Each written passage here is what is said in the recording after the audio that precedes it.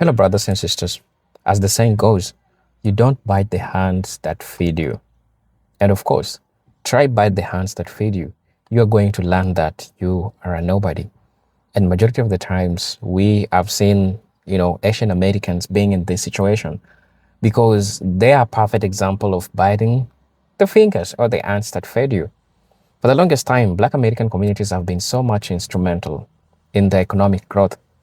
But there is one thing that they cannot try to do, at least put respect to Black people. Simple.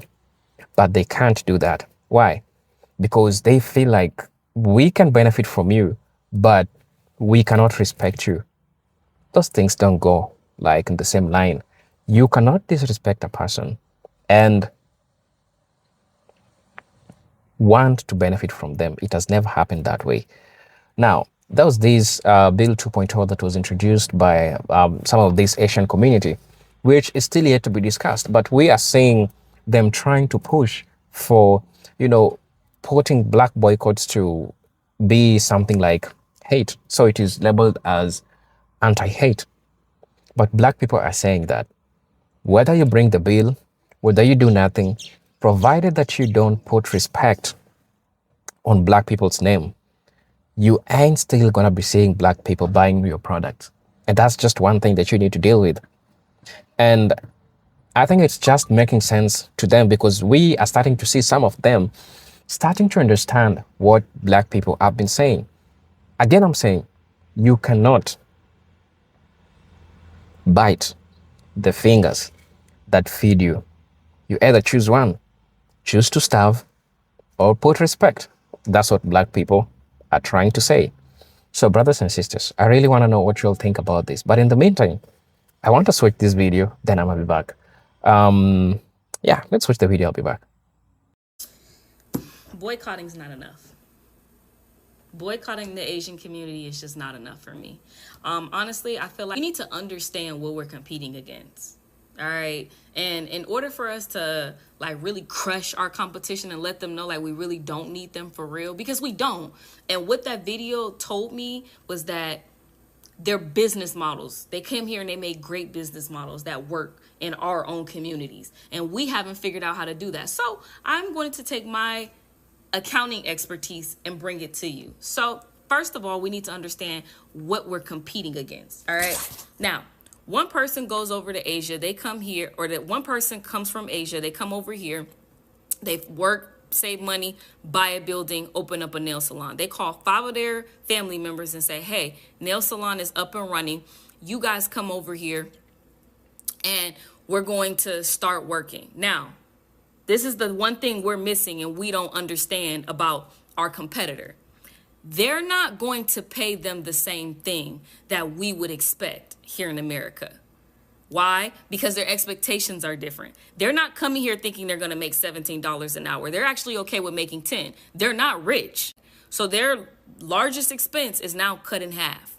Not only that, but their business model makes sense for our own black communities, right? And I'll say for the specific communities that one man was talking about, right? He's talking about low income communities. Let's keep it a band. And the reason it works for us is because their price point is low. Why is their price point low? Because they do high volume. High volume meaning there's 5 different people, maybe 6, 7 different employees in there. They can afford to have 6, 7, 8 employees there because they're only paying them $10 an hour. They do not have to pay them the standard rate of 17. So they can have more employees in there, right? So more employees equals more people that can get done, right? They can probably bust out about $1,500 to $2,000 a day working on maybe, 30, 40 women in one day. That's easy work for them. And that's only one day. So high volume is what helps them. High volume, low price point, okay? Also keep in mind, largest expense is very minimum because they're using foreigners to handle their labor and their business. All right, so now let's talk about us in our black community. I'm not sure why we have all these one-off nail salons. And when I mean by one-off, meaning you have one person in this nail salon, in this studio, that's charging about $150 per set. That doesn't work. Why would that ever work? One, you're not helping the community. Two, you're not giving jobs. Three, yeah, you might be making $600 in a day, but how long is that gonna last? It might not be consistent. And you're doing all the work, right? Because you're just one person. So you're doing the marketing, you're doing the sales, you have to do the nails, you have to do the cleanup, the taxes, the accounting. You're doing everything because you're one person. But if you opened a business, you can spread the wealth. So hear me out. Again, disclaimer, I am not in the nail industry, so I don't know all the details. But I'm an accountant and I'm really good with numbers. So follow me here. What if we did 2 different models in a nail factory? Meaning the first model being a membership model, okay? You tell 150 women that, hey, you can get your nails and toes done twice a month for $200, right? Or maybe you say 300. I'm gonna go with 200 though for math's sake, okay? If you can get 150 women to do that, that's going to be $30,000 in recurring revenue every single month. Guaranteed. $30,000 in recurring revenue, okay? Now, let's talk about the highest expense. It's going to be payroll. You make it $30,000 in recurring revenue, you can afford to pay somebody $17 an hour. It might cost you about, with 5 employees, that's probably going to cost you about $12,240. That's paying 5 employees, $17 per hour, and they're working about 36 hours per week. That's going to be $12,240. If you add in the taxes and the payroll fees that you're going to have to pay, that's going to be about $16,000, okay? But you just made $30,000. That leaves you with $14,000 left, or 47% of your revenue to pay for other things. And that's just one tier. The second tier is that these nail techs that can build their own clientele, come work in the studio in our building. We take 10%. The other 90 is for you. You think one nail tech, let's say they do $5,000 per month, okay? And that's minimum. They do $5,000 per month. We're going to take 500 of that. You get 10 of those. You done made an extra $5,000. So now instead of $30,000, you just made $35,000. Great business model. Everybody eats. You have your employee, you have your people that want to do their own business. They're keeping 90% of their revenue. Then you have the people that are doing hourly, and you're doing a membership model with them. I want to hear y'all thoughts and what you would think about it, but my goal is to build something sustainable to where we never have to go back to the Asian community. It's not a question of boycotting. You'll never see us again because our business models work in our own communities. All right, that's all I have. Share your thoughts. Black people as a gotcha against Asians. Whenever Asians talk about hate crimes or fetishization, which are acts of blatant white supremacy, someone's always like, oh, but it was Black people who committed the most crimes against Asians. Actually, no, statistically, you're just wrong. It was a white person who walked into the Atlanta spa with a pew-pew and murdered 8 people, including 6 Asian women, citing that they were temptations for his sexual fantasies. Sounds about white to me. And for a second, let's just consider that Black people were committing as many crimes per capita as white people were against Asian people. That doesn't make them any worse than the white people committing the crimes. So your whataboutism, I'm just going to throw it back in your face because you're trying to distract from the real issue. And it's not just white people who are doing this. It's people in our own community, Asian people, who are perpetuating this anti-Black white supremacist myth. Or if we talk about cultural appropriation, people are like, oh, but Wu-Tang Clan. But Megan Thee Stallion cosplayed as an anime character. I don't give a fuck about Megan. I saw that costume. It made me feel loved. And her political activism has always been on the right side and inclusive of everyone. And if they want to talk about historical clashes between Black people and Asian people, literally Asian people were given not very much land to live on in all these cities, and they always put us right next to the Black people as a buffer to separate the Black neighborhoods with the Asian neighborhoods and the white neighborhoods. We were just that great wall in between the white people and the Black people. All of my talking points where I'm defending our culture and our people from these people, I'm not gonna lie, I learned them mostly from listening to Black people, from being in community with Black people, from having Black people in my life. Talking to them and reading their literature has helped give voice to a lot of these things that I've been feeling my entire life. Just a reminder to other Asians, when the Black community says that they're going to boycott Asian businesses, that's not them being racist. They're literally just asking us to give them the respect that they rightfully deserve. There's a lot of anti-Blackness in the Asian community, and I'm sick of seeing it. We're all sick of seeing it. And the Black community knows that all Asians aren't racist. It's just that these Asian businesses need to be reminded that they literally profit off of the Black community. So I ran into a couple video regarding how certain black community think that Asian is open up business in black community and take advantage of the black people. And there's some other black folks that are very understanding. It's like, hey, that's not how it is. It's just people trying to make some money. They just want to make a living. So as an Asian American that live in a black neighborhood, I just want to break down a few things. Okay, so I live in Pine Hill in Orlando. It's called Crime Hill. There's no IHOP here. There's no Danny here. There's no Ale House here. There used to be an Ale House. They closed it down too. If you want to eat some real food instead of the McDonald's or Popeye or Wendy's or something like that, there's not much option here. They would not invest here. Like, I work, I make money. The problem is not me giving money for service. The problem is they don't want to provide service because they don't want to take the risk of getting robbed, breaking windows, and people with attitude, whatever. And the Asian American that open a business in the black neighborhood or high crime area or whatever are normally the one that doesn't speak English very well, don't understand the culture very well. They want cheap rent. So to them, it's like the black neighborhood is still better than where they came from. It's still so much better. So when they open up a business, it's like they put themselves at risk. They put themselves in a spot where nobody wants. Like even the black folks here.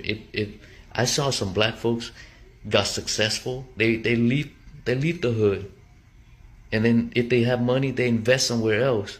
Live in gated community. They don't want to be here. Not even black people want to invest in a black neighborhood.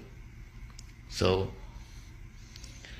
at some point, you saw a nail salon, a gas station, or something like that. Just understand that these Asian are not like any other Asian. These Asian are like the one that, still trying to adapt into this new society. They don't know any different, and just appreciate that they got the balls to do what nobody want to do, So go easy on them, man. Go easy.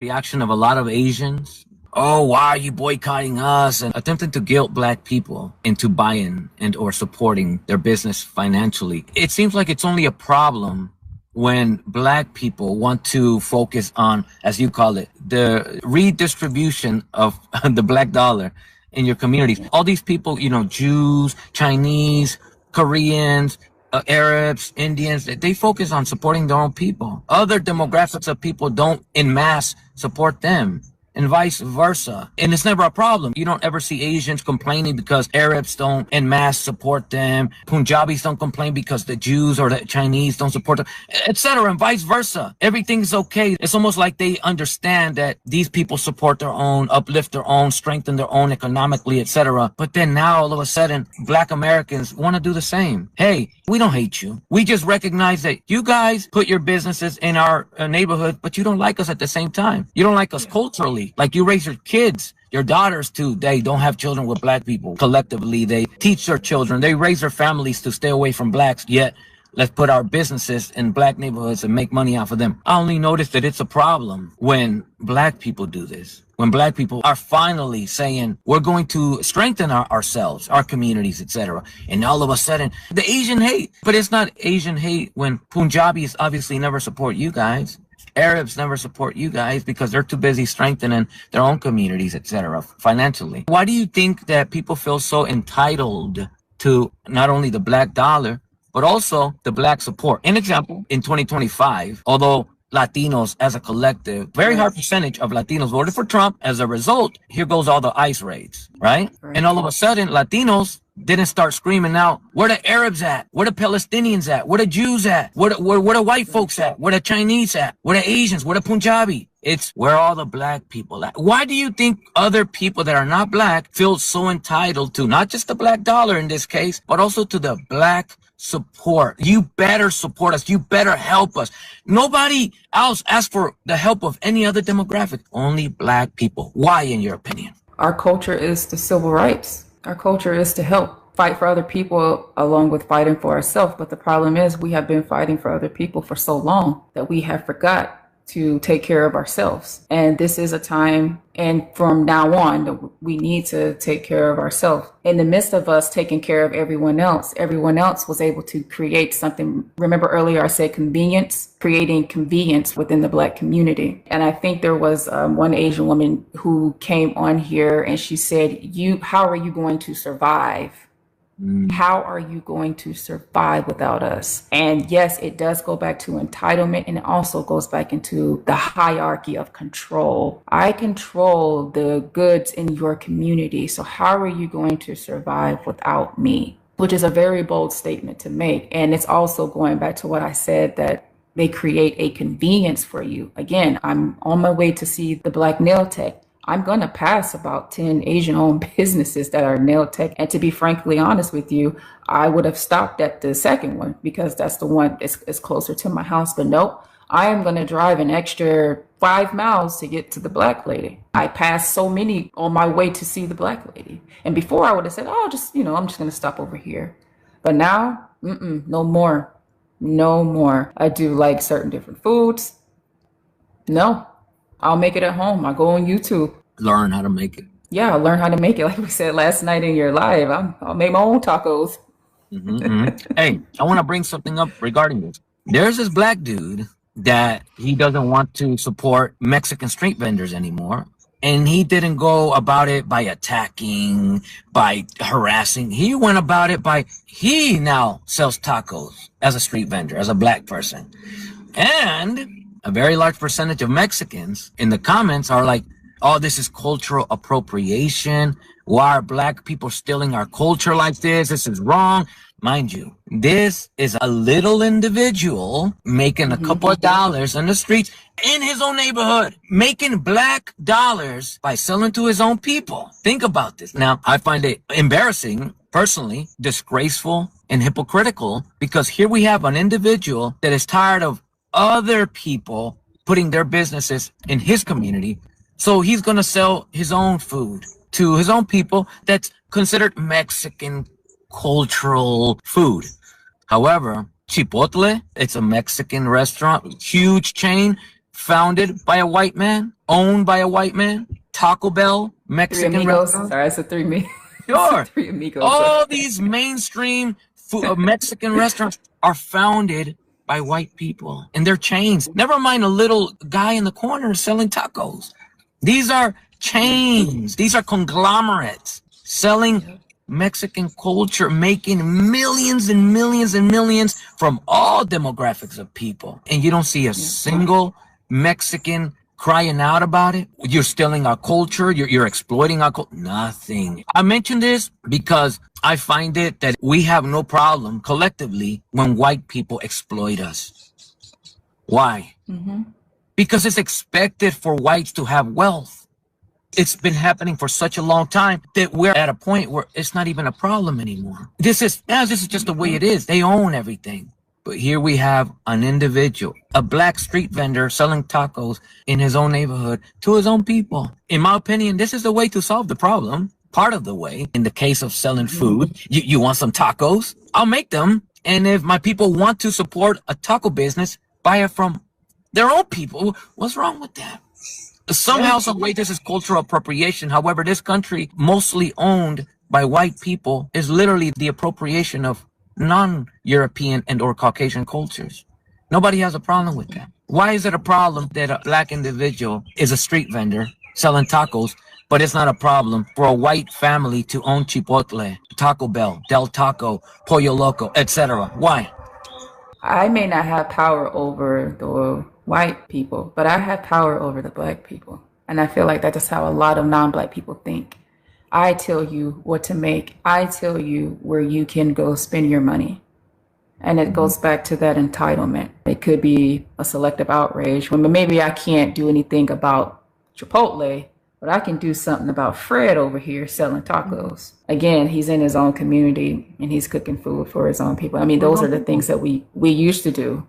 Look at how, when you call it out, look at the amount of pushback you get.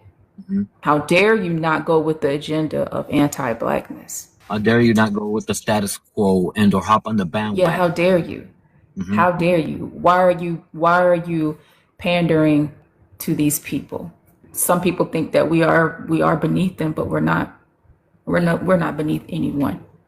And they always place us at the bottom. So fine, so be it. So be it. The only way up from the bottom is to the top. And I'm telling you right now, that's where we're on our way. We cannot afford to worry about anyone else because ain't nobody worried about us.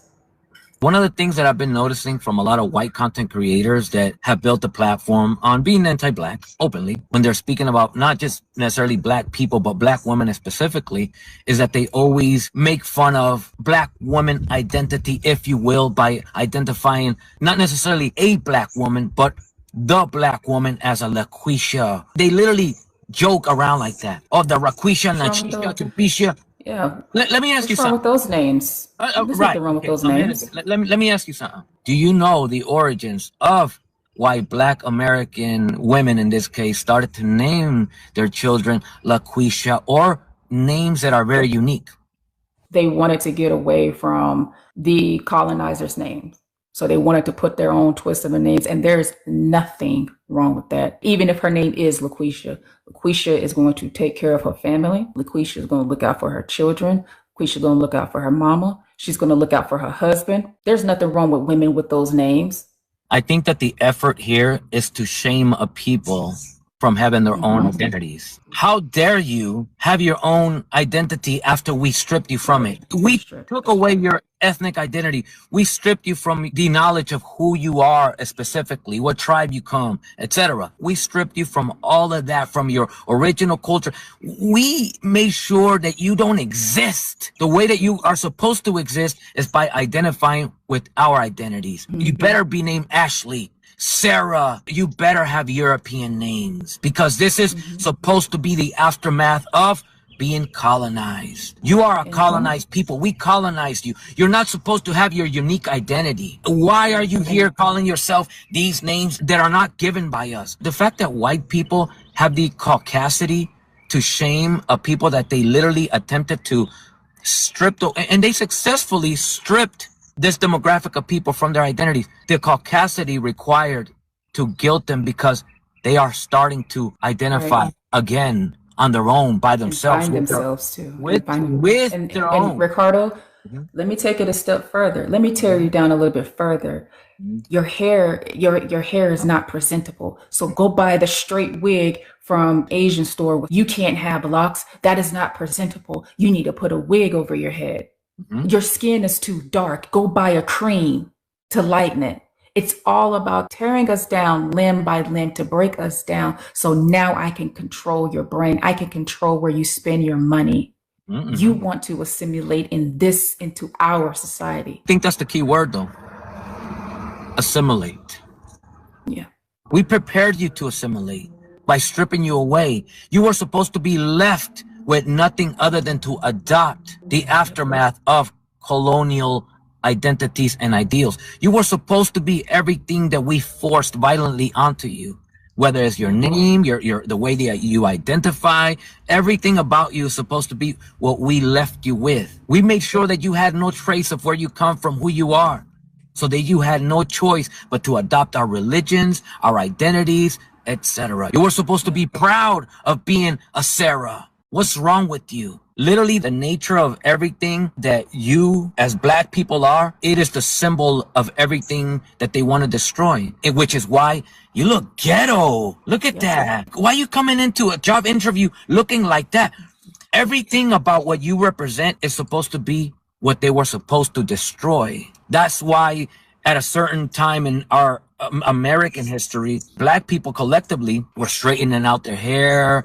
People that are colonized are supposed to hate the reflection in the mirror. Everything natural about themselves, they're supposed to hate it. That's why when a woman, in this particular case, a woman enters any room, facility with an afro, Yep. why? Why is that? The Is it looks. because that Is it because that represents everything that you attempted to destroy? I read somewhere the origins of why black people, in this particular case, black women specifically, started to name their children like Quisha, etc. Is because in slavery days, the reason why black women gave their children very unique names is so that they don't get lost when sold and they could find them again. If they name their child with a very unique name, that child, if they grow up with that name that they gave them, they will be able to find them eventually by giving them a very unique name that only this individual will have. I read somewhere that that's the origins of why black women specifically, when they gave birth and the children were being sold off, before they were sold off, they gave them this very unique name so that this child could be found again eventually. They can be found, yeah. They don't know anything else outside of anti-blackness. And once we understand that as a people, we move accordingly. But that is their culture. When someone calls you the N-word or whatnot, again, it is their culture to say things like that.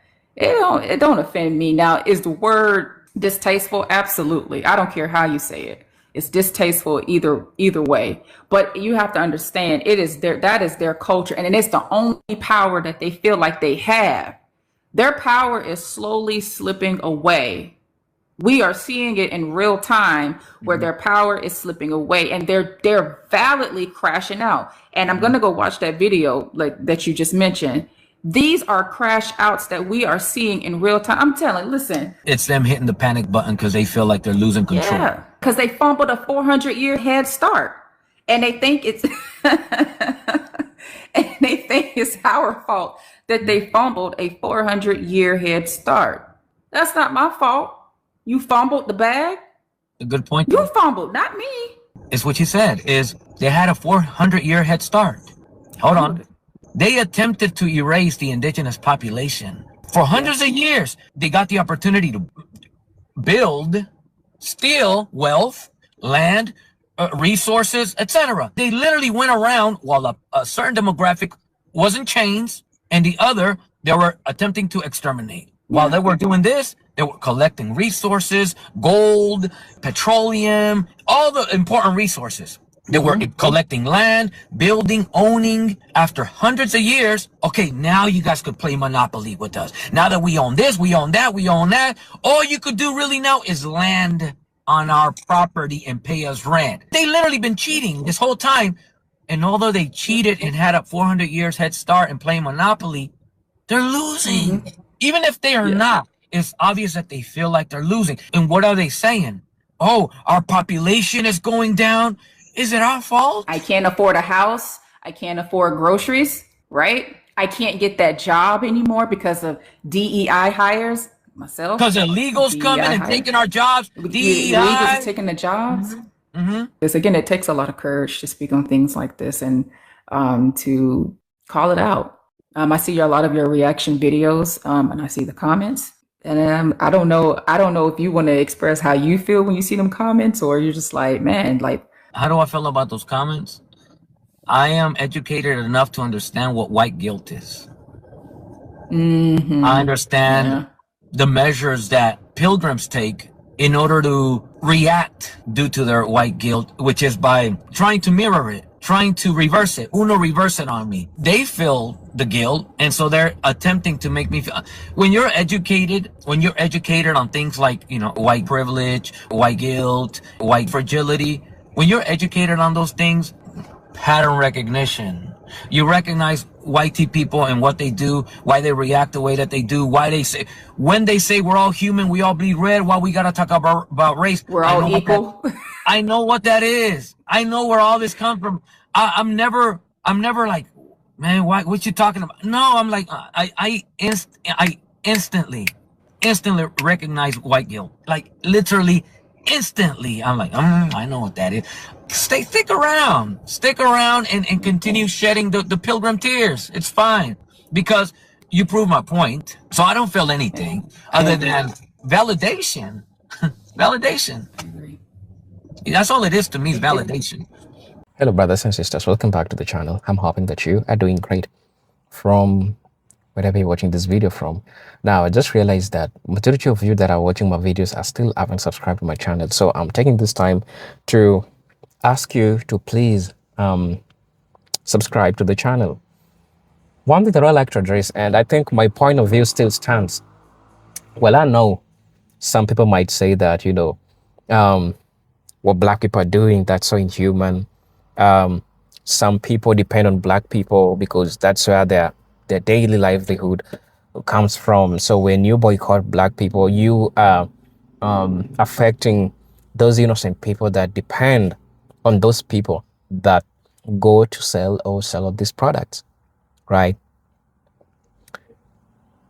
You also need to understand from this point of view, this is not greed, but I think it's just from the point of interest. Like I'm trying to present the black interest because they're the subject matter, right? The subject matter is black people are boycotting Asians. So the question is, do you think the black community don't have kids to feed? That also depends on going and selling the product so that they can get the money to feed their kids.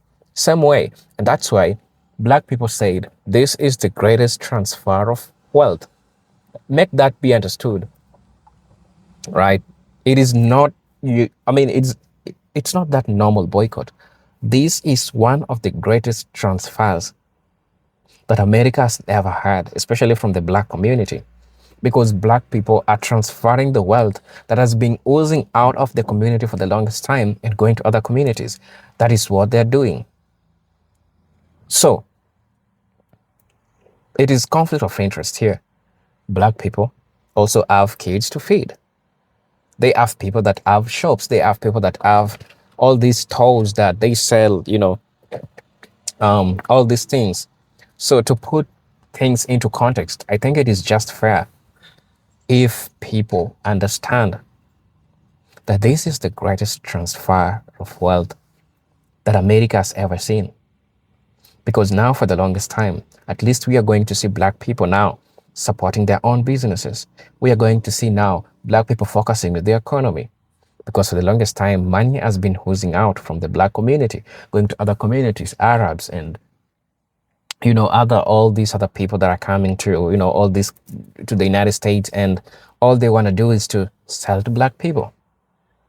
So I would like to say again, for those people that argue that, it is so unfair for black folks to boycott the people, the Asian community, they have families that they feed. One question, don't black people have families to feed? Don't they? I'm just asking a question. Probably, I mean, you might want to, let me know. You might want to let me know. It's conflict of interest.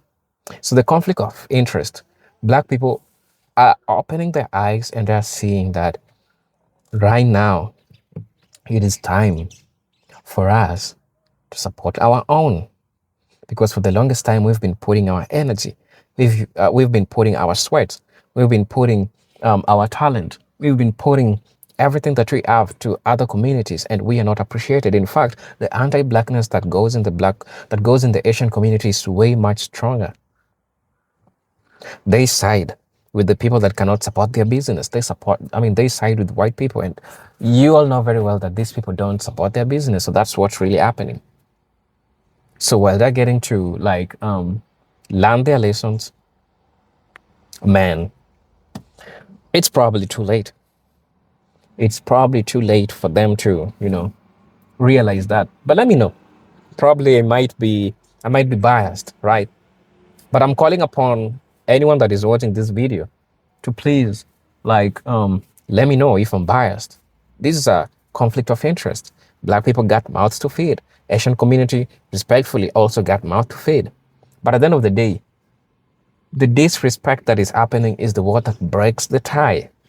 The disrespect that happens to black people is that one thing that breaks the tie. So once it breaks the tie, black people says that we ain't gonna be putting our money to the places that, or to the people that don't respect us. It is just as simple as A, B, C, D, as 1, 2, 3.